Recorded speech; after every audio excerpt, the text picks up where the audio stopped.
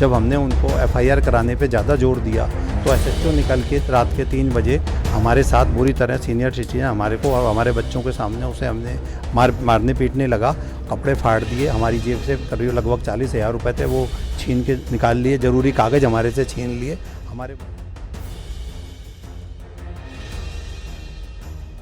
Rush में गाड़ी आगे पीछे करने के चक्कर में आपस में कहा सुनी हुई कि भाई तुम आगे कर लो हम पीछे कर लें। हम पीछे करने गए तो उन्होंने हमारी गाड़ी के आगे गाड़ी लगा के हमें उतर के मारना चालू कर दिया। नमस्कार, मैं हिमांशु और इस वक्त आप देख रहे हैं झलको दिल्ली।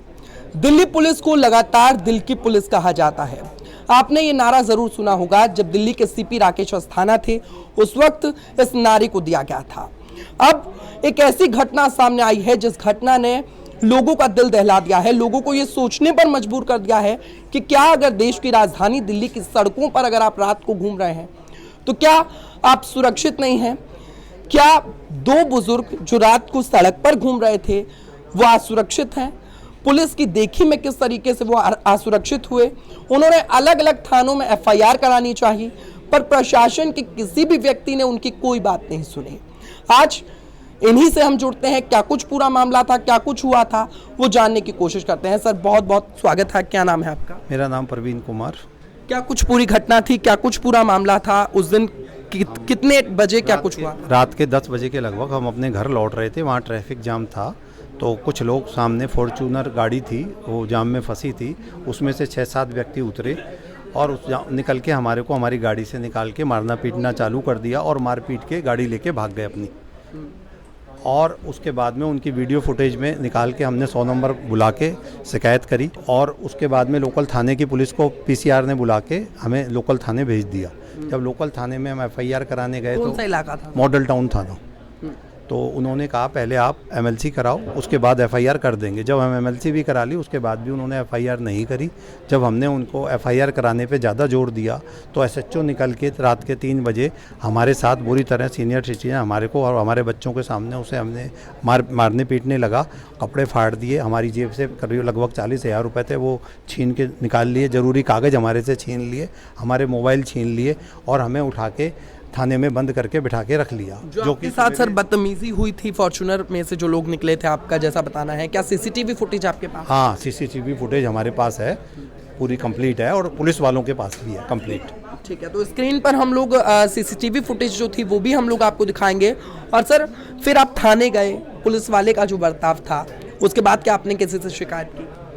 हम वहाँ पर थाने में जो भी एसआई और जो लोग थे उन लोगों से एफआईआर कराने के लिए कहते रहे, रिक्वेस्ट करते रहे। इस बीच में हम पुलिस हेल्पलाइन पे भी इस बात की सबूत के तौर पे हमारे पे हेल्पलाइन की सारी फुटिंग सारी वो है, पुलिस हेल्पलाइन पे ऑडियो रिकॉर्डिंग है और आरटीआई में उनसे ली गई क्लिपिंग भी है कि उन लोगों ने। किस वक्त आपने कॉल किया था? हम ये कॉल उनके यहाँ 12:30 बजे से 3 बजे तक कॉल किया है, जब तक कि हमें बंद करा 3 बजे आखिरी उसने 3 पौने 3 बजे एसएचओ ने मारपीट के बंद करा, हमारे मोबाइल छीन लिए। उसके बाद 3 हमको कर लिया गया। 3 बजे हमारे को उसने उठा के मोबाइल छीन के हमें बंद करके वहाँ पे बिठा लिया। फिर कितने बजे आपको छोड़ा गया? सुबह 8-8:30 बजे। 8:30 बजे। ये शख्स भी आपके साथ? हाँ, ये भी हमारे साथ थे और वो भी हमारे साथ थे। ये सर क्या नाम है आपका? मेरा नाम अजय कुमार है। सर क्या कुछ किया था? बहुत सीनियर आप दिख रहे हैं, क्या सीनियर सिटीजन पर भी हाथ उठाया गया? हाँ, मैं सीनियर सिटीजन हूँ, 65 साल का हूँ। तो मेरे को और मेरे छोटे भाई पे दोनों पे हाथ है, हम दोनों ही सीनियर सिटीजन हैं। क्या कुछ कह रहे थे, क्या वजह बताई? आपने पूछा तो होगा। वजह कुछ नहीं, हमें नहीं पता कि वजह क्या हुई है कि आके एसएचओ सीधा हमें ही टारगेट करके दोनों तीनों को मारना चालू कर दिया। और फॉर्च्यूनर की जो घटना हुई थी वो कैसे क्या कुछ हुआ? फॉर्च्यूनर की घटना कुछ नहीं, ये वहाँ पर भीड़ रश था, रश में गाड़ी आगे पीछे करने के चक्कर में आपस में कहा सुनी हुई कि भाई तुम आगे कर लो हम पीछे कर लें। हम पीछे करने गए तो उन्होंने हमारी गाड़ी के आगे गाड़ी लगा के हमें उतर के मारना चालू कर दिया। सर जिस तरीके से ये घटना सामने आई है, क्या कुछ कहना चाहेंगे प्रशासन को, क्या कुछ बात कहना चाहेंगे? हम यही कहेंगे इस तरीके के गुंडा तत्वों को पुलिस से के खिलाफ कानूनी कार्रवाई करी जाए, जिससे कि आम आदमी में पुलिस का विश्वास कानून और न्याय में बना रहे। अच्छा, आप जब थाने गए तो थाने में आप गए, आपने एफआईआर के लिए बोला होगा सिंपली, सामने वाली जो पार्टी थी जिसने आपके ऊपर हमला किया था वो इस वक्त कहाँ है? उस वक्त उसका पता नहीं है। वो थाने में हम जब गए थे तो हमको पता चला वो थाने में बाहर वो लोग घूम रहे थे पुलिस वालों के साथ, हाथ में हाथ डाल। गाड़ी का नंबर आपने नोट किया? हाँ, वो सब हमने लिख के दे रखा है अब कंप्लेंट में, कंप्लीट नंबर वगैरह वीडियो फुटेज में मिल गया था हमें, सीसीटीवी फुटेज में नंबर निकल के आ गया था। लगभग कितने वो लोग? उसके वो लोग 6 से 7 व्यक्ति थे जिन्होंने हम पे हमला किया। सीसीटीवी में कितने लोग दिखाई दे रहे हैं? 6 लोग दिखाई दे रहे हैं उस फुटेज में। उन लोगों ने किस तरीके से आपको मारना शुरू किया? आपको गाड़ी से निकाला, उसके बाद कहाँ कहाँ मारना? वो वीडियो फुटेज में सब तरीके से उन्होंने लात घूसों पैरों से सब तरीकों से हमारे को मार रहे सब मिलके। इसकी कोई वजह उन्होंने नहीं बताई? कुछ वजह नहीं, सिर्फ नशे की हालत में थे, गुंडागर्दी और सिर्फ। पुलिस को तो हम कह रहे थे कि एफआईआर करिए, हमने कंप्लेन दे दी है आपको, वो टालते जा रहे थे। एफआईआर तो 3 बजे करीब एसएचओ अपने कमरे से निकल के आया और टारगेट करके मेरे को और मेरे भाई को मारना चालू कर दिया, जो कि हम सीनियर सिटीजन हैं। मैं 65 साल का हूँ, मेरा भाई। एफआईआर भी नहीं लिखी गई? एफआईआर भी नहीं लिखी गई और रात भर पूरे में डिटेन करके रखा और सवेरे 8:30 बजे छोड़ा। क्या कंप्लेन लेटर जो था वो रिसीव कर लिया गया था? हाँ, वो कंप्लेन लेटर रिसीव कर लिया गया था। कहीं ना कहीं घटना बहुत बड़ी है, पर इसके पीछे क्या वजह बताई गई कि आपकी एफआईआर तक नहीं लिखी? वजह कौन बताएगा? वजह तो एसएचओ ही बता सकता है। अब अगर प्रशासन आपको देख रहा है, अगर संजय अरोड़ा जी तक आपकी आवाज़ पहुंच पा रही है, तो क्या कुछ उनको आप कहना चाहेंगे? हम तो यही कहेंगे कि दिल्ली के नागरिकों की पुलिस सुरक्षा के लिए है या उन्हें मारने के लिए है, गुंडागर्दी करने के लिए है?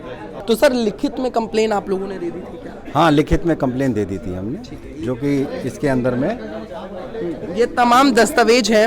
हम लोग आइए देखते हैं क्या कुछ कंप्लेंट आखिर दी गई थी, क्या कुछ पूरा मामला था। आप ये देख सकते हैं, ये इन्होंने प्रेस रिलीज जो निकाली है उसमें ये साफ रूप से लिखा हुआ है कि एसएचओ जो है मॉडल टाउन थाने की, उन्होंने बदतमीजी की है।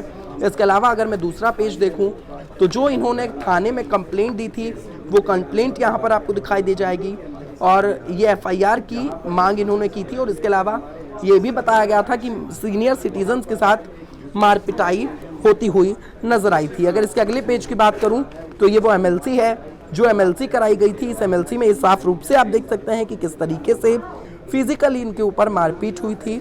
इसके अलावा तमाम वो डॉक्यूमेंट्स आपको नजर आ जाएंगे। इन्होंने पुलिस को कंप्लेन दी और लगातार इनकी सुनवाई कुछ भी नहीं होती हुई नजर आई है। इस वक्त ये क्या है सर? ये सभी डिपार्टमेंटों, कमिश्नर को, सारे डिपार्टमेंटों को कंप्लेन दी गई है। ये एसएचओ की कंप्लेन है ये? हाँ, एसएचओ की कंप्लेन है। और जब देखिए, जब एसएचओ ने इनके साथ जो मारपिटाई की है, जैसा इनका कहना है, तो उसके बाद इन्होंने दिल्ली पुलिस जो है, कमिश्नर जो है, उनको भी ये लेटर लिखकर सौंपा है। ये भी रिसीव हो चुका है सर। तो क्या कुछ सांत्वना दी है सर आपको दिल्ली पुलिस कमिश्नर ने? बस कोई खास नहीं, बस बोले देखते हैं। भरोसा है क्या आपकी सुनवाई? जब इतने दिन तक कुछ नहीं हुआ तो क्या भरोसा करें?